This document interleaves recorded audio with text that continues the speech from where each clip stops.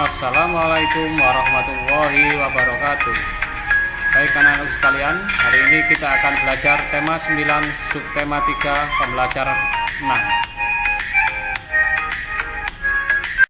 Materi yang kita pelajari hari ini yang pertama yaitu akibat tidak melaksanakan kewajiban dan hak.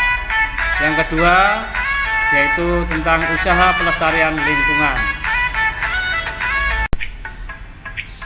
Telah kamu ketahui bahwa ikut menjaga lingkungan alam dan sumber daya alam termasuk salah satu kewajiban sebagai warga negara.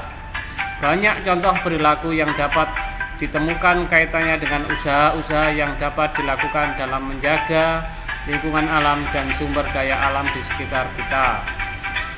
Salah satunya dengan mendaur ulang sampah, limbah, atau barang-barang bekas tidak terpakai.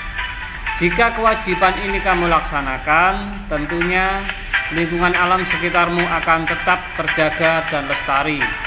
Kamu pun dapat menghasilkan produk yang berdaya guna.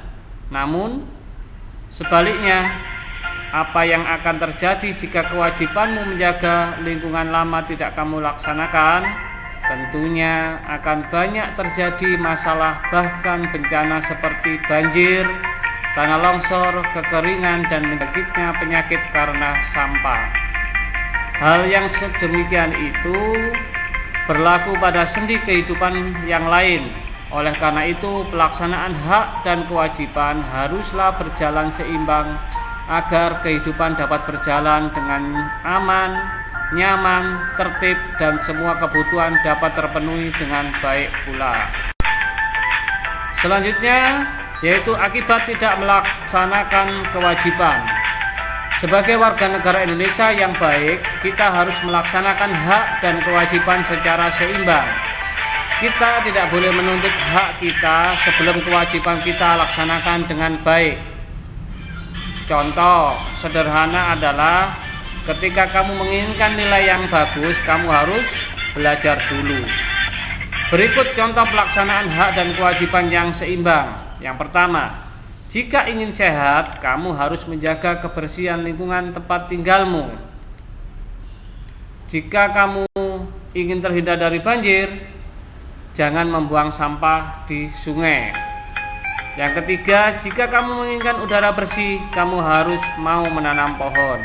Itulah contoh sederhana pelaksanaan hak dan kewajiban yang seimbang dan dapat dilakukan sehari-hari. Bagaimana dengan kewajiban sebagai warga negara? Apakah kamu telah melaksanakan kewajibanmu?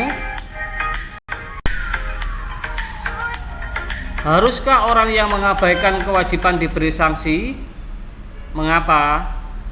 Yaitu orang yang mengabaikan kewajiban harus diberi sanksi, karena mengabaikan kewajiban berarti mengabaikan pula aturan-aturan. Aturan-aturan tersebut berguna untuk menjaga ketertiban di dalam masyarakat itu sendiri. Sekarang coba sebutkan contoh sanksi bagi orang yang tidak melaksanakan kewajiban. Tuliskan pada tabel berikut. Dilihat di tabel itu kewajiban yang dilanggar dan contoh sanksinya. Yang pertama, jika melanggar aturan lalu lintas, contoh sanksinya terkena tilang dari polisi. Yang kedua, melakukan kecurangan ketika ujian. Contoh sanksinya yaitu tidak mendapatkan nilai ujian. Yang ketiga, tidak ikut melakukan ronda keliling. Contoh sanksinya yaitu membayar sejumlah uang denda. Yang keempat, tidak membayar pinjaman uang di bank. Sanksinya yaitu harta jaminan disita oleh bank. Yang kelima, tidak membayar pajak tepat waktu. Sanksinya yaitu sanksi berupa bunga pajak. Yang keenam, tidak ikut kerja bakti. Sanksinya yaitu membayar uang denda sebagai pengganti. Yang ketujuh, melakukan pencurian. Sanksinya apa? Yaitu mendapatkan hukuman pidana. Yang kedelapan, melakukan korupsi. Sanksinya apa? Mendapatkan hukuman pidana berat. Yang kesembilan, melanggar peraturan sekolah. Sanksinya yaitu mendapatkan poin pelanggaran. Yang ke-10, tidak melaksanakan perintah agama. Sanksinya yaitu mendapat dosa.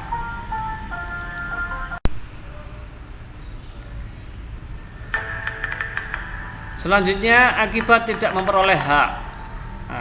Undang-Undang 1900 tahun 45 telah memberikan jaminan akan pelaksanaan hak dan kewajiban warga negara, sehingga tidak dibenarkan jika warga negara hanya melaksanakan salah satunya, apakah itu hak atau kewajiban. Kedua-duanya harus dilaksanakan secara merata dan seimbang. Pernahkah kamu melihat kejadian seorang warga negara tidak memperoleh haknya sebagai warga negara? Apakah kamu sendiri pernah mengalaminya? Bagaimana dengan hak kamu untuk memperoleh pendidikan yang layak? Sudahkah terpenuhi? Coba kamu bayangkan jika orang tuamu melarang atau membatasimu untuk bersekolah dan memperoleh pendidikan. Sementara kamu ingin sekali meraih cita-citamu, ingin seperti teman-temanmu yang lain menuntut ilmu setinggi-tingginya. Bagaimana perasaanmu dan apa yang akan kamu lakukan? Dalam masalah ini jelas bahwa hak kamu sebagai warga negara telah dilanggar. Oleh karena itu, kamu akan merasa sedih, kecewa, dan marah. Tindakan baik yang dapat kamu lakukan adalah dengan menanyakan langsung kepada orang tuamu dan meminta orang tuamu untuk memenuhi hakmu. Apakah kamu punya cara lain? Jika punya, ungkapkan caramu tersebut di depan teman-teman dan guru. Contoh akibat tidak dilaksanakannya kewajiban terhadap lingkungan adalah dengan membuang sampah ke sungai yang dapat mengakibatkan banjir. Sekarang kita memasuki materi usaha pelestarian lingkungan. Di situ ada bacaan mengapa Jakarta setiap tahun banjir. Setiap musim hujan Jakarta banjir. Di saat di Jakarta tidak terjadi hujan lebat, tetapi di puncak hujan lebat Jakarta pasti banjir. Orang-orang menyebutnya banjir kiriman. Mengapa begitu? Daerah puncak di Bogor lebih tinggi daripada Jakarta. Di puncak yang berhawa dingin banyak didirikan villa tempat berlibur. Pembangunan villa di puncak dilakukan dengan menebang pohon-pohon di hutan-hutan daerah tersebut. Akibatnya wilayah hutan banyak yang berkurang. Ketika di puncak turun hujan lebat, air hujan terus mengalir ke bawah karena tidak ada akar-akar pepohonan yang dapat menahan air hujan di dalam tanah. Air hujan terus turun ke dataran yang lebih rendah hingga terkumpul di sungai. Air sungai akan mengalir deras menuju ke laut. Jakarta berada di dekat laut. Sungai-sungai di Jakarta menerima aliran deras air sungai dari puncak dan Bogor. Jika sungai di Jakarta cukup besar untuk menampung derasnya sungai, tentu tidak akan terjadi banjir. Namun, sungai-sungai di Jakarta banyak yang sudah sempit dan dangkal. Selain karena lumpur, sempit dan dangkalnya sungai di Jakarta juga akibat kebiasaan buruk warga yang membuang sampah ke sungai. Selain itu, tanah terbuka untuk resapan hujan di Jakarta semakin sempit. Banyak lahan sudah berubah menjadi gedung-gedung dan disemen. Ketika hujan, sedikit sekali air yang dapat diserap tanah. Sisa air hujan mengalir ke selokan dan berlanjut ke sungai. Untuk menampung air hujan yang turun di Jakarta saja perlu sungai lebar dan dalam. Apalagi jika ditambah hujan yang mengalir dari dataran tinggi seperti Bogor dan Puncak. Oleh karena itu, sungai tidak akan muat menampung semua air itu. Akibatnya air meluap keluar dan membanjiri Jakarta. Setelah kamu membaca bacaan mengapa Jakarta setiap tahun banjir, carilah informasi penting pada bacaan tersebut. Kemudian lengkapilah gambar peta pikiran berikut. Ya. Peta pikiran mengapa Jakarta banjir setiap tahun. Kapan terjadi banjir? Yaitu setiap musim hujan Jakarta banjir. Apa penyebab banjir? Pembangunan villa di puncak, warga yang membuang sampah ke sungai, dan resapan hujan di Jakarta semakin sempit. Bagaimana terjadi banjir? Banjir terjadi ketika di puncak turun hujan yang lebat, air hujan terus mengalir ke Jakarta. Sementara di Jakarta, sungai semakin dangkal dan sempit sehingga tidak bisa menampung air dari puncak. Baik anak-anakku sekalian, Di penghujung pelajaran hari ini, kalian mendapatkan tugas yaitu melakukan wawancara yang berada di halaman 193. Lakukan wawancara tentang timbulnya bencana yang ada di daerah sekitar kalian.